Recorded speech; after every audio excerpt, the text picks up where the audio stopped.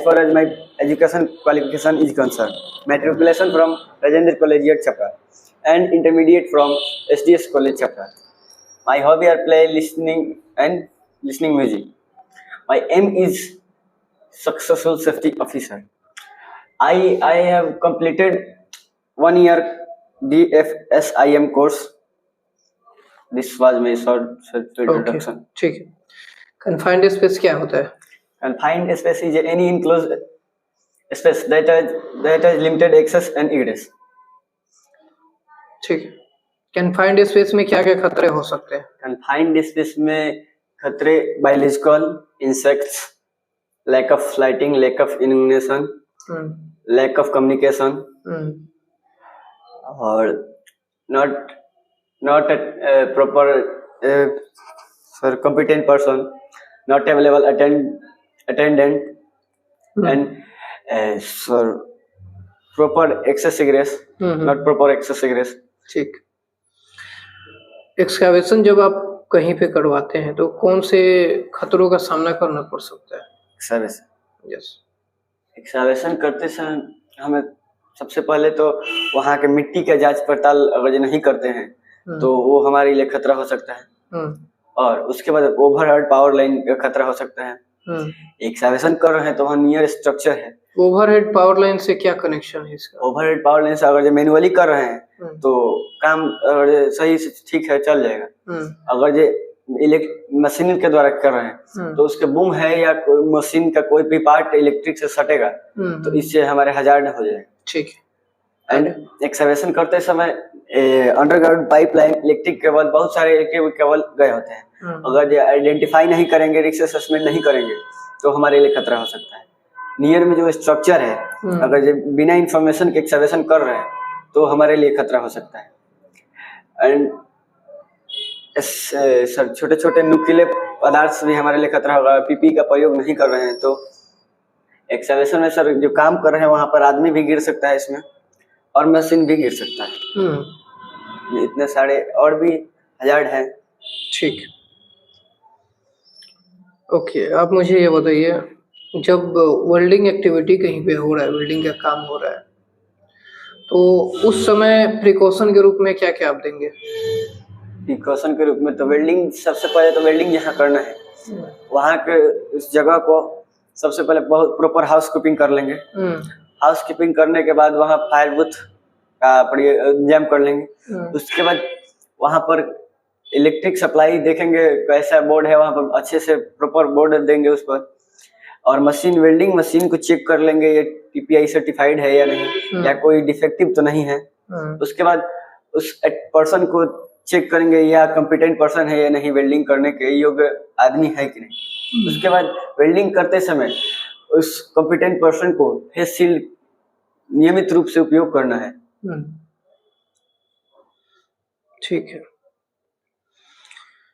एक permit to work होता है जी. ये क्या होता है? Permit to work is a document procedure which is used to control high risks.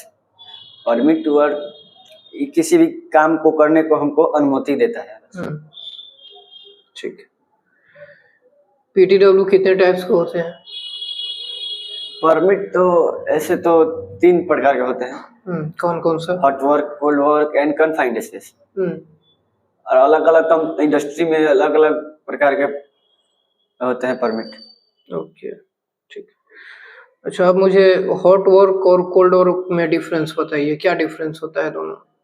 Hot work में सबसे हॉट वर्क तो उसमें स्पैटर्स निकलते हैं.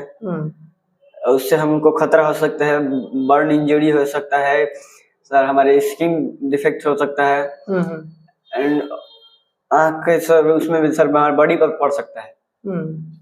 और cold work, confined space, tunnel and सब, और work at height, demolition and और सर एक्सकैवेशन, ये सब कोल्ड वर्क है. ठीक. रिस्क असेसमेंट क्या होता है? रिस्क असेसमेंट किसी भी काम को, किसी भी जॉब पे, किसी भी चीज को उसको पता करने का एक प्रक्रिया है जिसमें कितना खतरा है, उसमें कैसे कंट्रोल मेजर हमको देना है. ये एक प्रक्रिया है जो किसी भी चीज का हजार्ड एंड प्रिकॉशन को चेक किया जाता है. ठीक. और जीएसए क्या होता है? GS, job safety analysis is a systematic procedure. Break the job, select the job and break the job each step and identify the hazard and provide control measure each step.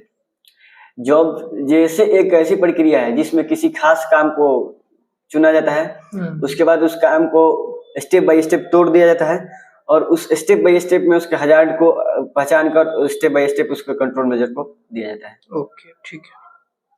Fire क्या होता है?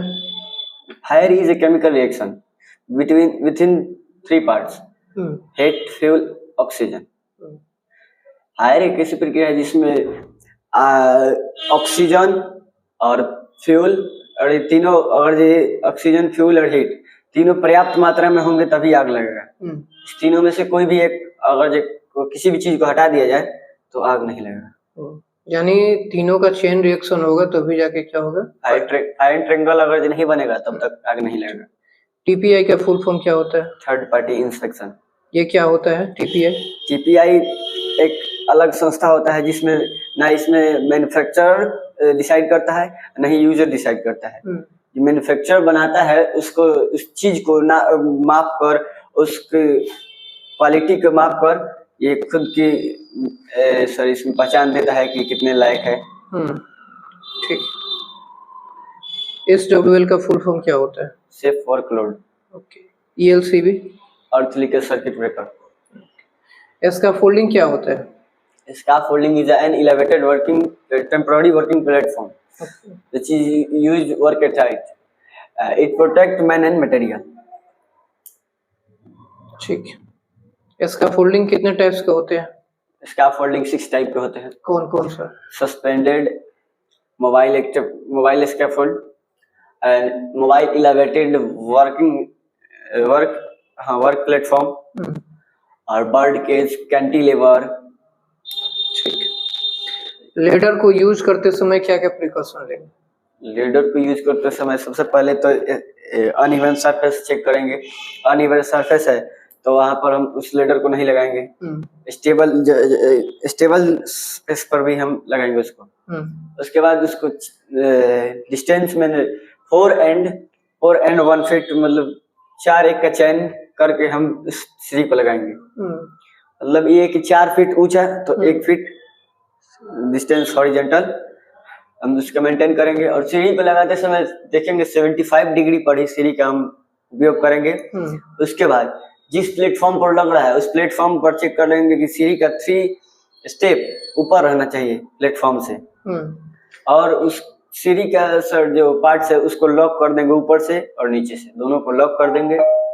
और platform को check कर लेंगे कोई slippery platform तो नहीं है. इलेक्ट्रिक ओवरहेड पावर लाइन से भी उसका डिस्टेंस मेंटेन करके हम लगाएंगे. जैसे इलेक्ट्रिक पावर लाइन है ऊपर तो वहां पर मेटल इस लेडर का नहीं उपयोग करेंगे. 3 पॉइंट कांटेक्ट क्या होता है? 3 पॉइंट कांटेक्ट ये है कि हमारे बॉडी का 2 हाथ या 1 पैर या 2 पैर या 1 हाथ हमेशा हमारे सीढ़ी के कांटेक्ट में रहना चाहिए.